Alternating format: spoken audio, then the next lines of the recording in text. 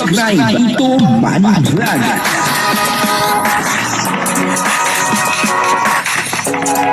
Payagan po si Tito Manny Vlog na mag-reactor para pambiling gamot sa kanya pong karamdaman. Sa ngayon po ay talagang grabe na rin po ang nararating ni Kalinga Picoy. Ano po, talagang masasabi natin na isa na po siyang legit at tunay na charity vlogger. Ano po, marami na po talaga siyang natutulungan, maging bata or matanda. Ano po, mayroon pa nga isang matanda, pinagawa niya po ng bahay. Ano po, nararating ngayon ni Kalinga Picoy na maging maayos yung kanyang buhay ay may dahilan daw po yun. Ano po, at sinabi niya dito sa video ito kung sino po yung taong dahilan kung bakit niya narating po yung ganitong sitwasyon ng kanyang buhay, na talagang masasabi po natin ngayon na grabe po ang pag-asenso ng buhay ni Kalinga Picoy. Ano po, ngayon may bago na po siyang sasakyan. Sabi niya nga ay hulugan, bagamat hulugan ay nakikita po natin ay isang malaking biyaya po ito. Ano po, at ang lahat ng narating daw po niya ngayon ay mayroon pong isang tao na dahilan. Ano po, papanoorin po natin yung video. Ano po, at panoorin po natin mabuti. Sapagkat dito ay binanggit niya po kung sino po yung tao na dahilan kung bakit narating niya ngayon ang ganitong sitwasyon niya sa buhay. Ano po. Pero bago po yan, siyempre ako muna pumabati sa inyong lahat ng magandang umaga, magandang tanghali at magandang gabi sa inyong lahat mga kapatid. Saan man kayo ng panig ng mundo naroon ngayon, ay mag-iingat kayo palagi at pagpalain kayo ng ating Panginoon. Maraming salamat din po sa patuloy na tumatangkilik sa aking YouTube channel at nanonood sa aking video reaction. Patuloy lang po natin suportahan sila Kuya Bal Santos Matubang, Kalingap Rab at Ed Vlog, Jack Tapia at siyempre yung mga kasamahan ko pong reactor sa Kalingap. Ganyan din po yung mga charity vlogger na Kalingap partner. Ito po yung video na kung saan ay na-interview si Kalingap Picoy at sinabi niya po kung sino po yung dahilan kung bakit narating niya po yung sitwasyon ng buhay niya ngayon. Ang kabuuan po ng video ito yung mapanood po natin sa YouTube channel ni Kalingap Bessie Roy. Ayun, supportahan po natin Kalingap Bessie Roy. Siya pong napakagaling na charity vlogger din at yan po ay isa sa mga kaibigan din ni Kalingap Rab. Kasama po yan sa K-Boys or Hagibis. Ito po yung video, panoorin po natin. Naniniwala ka ba na may tamang tao sa tamang panahon? Oo naman. Yun, ang bilis Okay, ilang panahon ba yan nang inintay natin? Wala, hindi mo masasabi yan kasi, di ba, darating na lang yan. And syempre, naniniwala ako dun sa sinasabi natin na destiny. Ako din. Na ibibigay din sa'yo ni Lord yung pagkakataon na yung matagal mo nang hinihintay. Hindi mo dapat hinahanap yan eh. Hindi mo dapat pinipilit yan eh. Kusang darating yan, di ba? Ano ang mas mahalaga sa'yo? Pagmamahal o pagkakaibigan bilang pundasyon ng relasyon? Pagmamahal o pagkakaibigan bilang pundasyon ng relasyon. Oo. Kasi, masyadong malalim ang salitang pagmamahal. Mm-hmm. Kasi kahit sino, pwede mong kaibiganin, Beshi. Yan, Importante ang pagmamahal, di ba? Ang pagmamahal, ini-invest mo yan sa tao eh. Kaya, mas sa akin. Mahal mo na.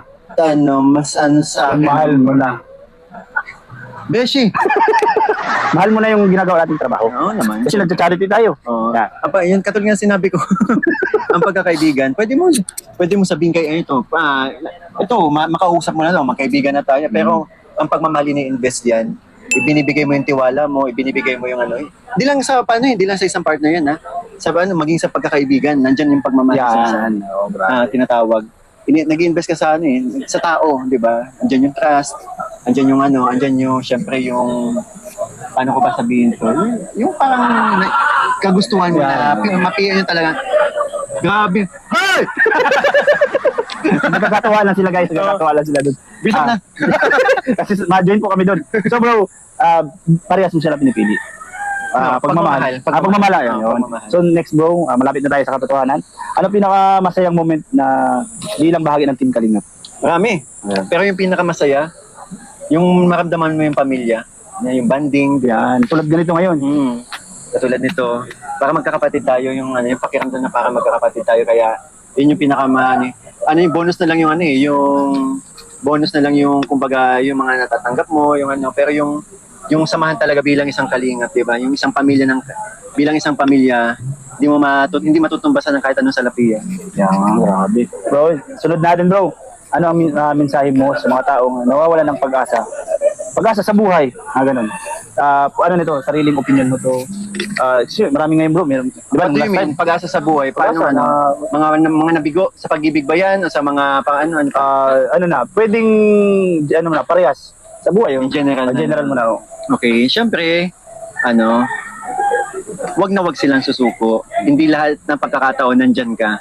Darating ang panahon, makakaahon ka rin sa kung ano nakaranasan mo. Ako, di ba, na-experience ko na yan yung pagkabigo.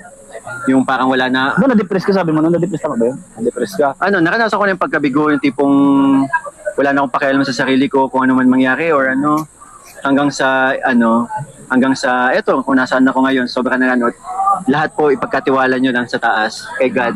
At syempre, andyan ang pamilya mo eh. Hindi kanya niiwan kahit anong mangyari. Kaya wag na wag silang mawawala ng pag-asa at patuloy lang magdasal. Lahat ng yan, ipagkatiwala mo sa Panginoon, ibibigay at ibibigay sa'yo. Hindi man ngayon, darating ang pagkakataon. Ayan bro, last to na. Kung may gusto ka bro pasalamatan na tao, na malaking pasalamatan na ang naging influensya sa buhay mo, sino at bakit? Actually, Beshi, marami akong gustong pasalamatan. Andiyan na sina Kalinga Prab, sina Kuya Bal. Sabihin natin bro na kasi lahat naman tayo talaga, kahit ako magpapasalamat din. Hindi naman niya marinig. Bukod sa kanila bro, kasi yun talaga, na talaga natin. Given na yun bro. Kahit ako eh. So, ikaw bro.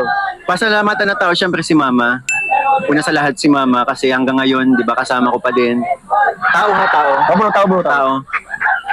Una sa lahat si Mama na patuloy hanggang ngayon kasama ko pa rin. Kami na lang dalawa magkasama. And syempre, mga kaibigan, nandiyan na sila Papa John, sila Kalingap Dan. Siyempre bro, Papa Bulls. Oo, kayo mga kaibigan ko. And syempre, ito, papangalan na natin, isa talaga to sa mga naging reason kung nasaan tayo ngayon. Krista. Yan, bro, yan. Talagang Thank you hindi kasi malilimutan. wala namang Kalingap Mikoy na kung nasaan siya ngayon kung hindi dahil kung walang Krista, di ba? Yan. Nalulungkot ka ba? Nalulungkot ka ba dahil nawala yung tandem niyo, yung tandem niyo? Andun na yung pagkalungkot talaga, totoo yan. Kasi syempre, ang ganda ng samahan ng team natin. Kasama ka, di ba? Ganda, andyan na yung banding, yung kulitan. Lalong-lalo na yung yung mga pagkakataong kapag ginagawa natin yun, kapag nakikita mo yung resulted na nare-receive mo yung mga feedback sa tao na sobrang dami natin napapasaya. Na-stop na, pero the other mayroon namang magandang resulta. And bro, ito, alam ko, naramdam ko yan kasi part ako, doon din ako nakilala, doon din tayo na kahit paano hanggang ngayon, sila yung makakaano. Lalo na yung mga nagmamahal.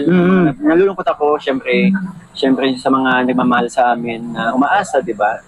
Na sana yun nga, nawalan sila. Mga nalungkot din kasi sila, kumbaga damay-damay na. So, yun, advice ko lang syempre para sa kanila. Yun pa. Huwag lang nandiyan pa rin naman kami. Palagi ko yung sinasabi, dito pa rin naman kami. Hindi man kami makasama, hindi ko man si CJ makasama in one frame, di ba? Nandiyan pa rin, makikita pa rin ako. May sarili akong channel si CJ, mapapanood nila sa vlog ni Kalinga Prab, di ba? Tsaka yun, okay po kami ni CJ, di ba?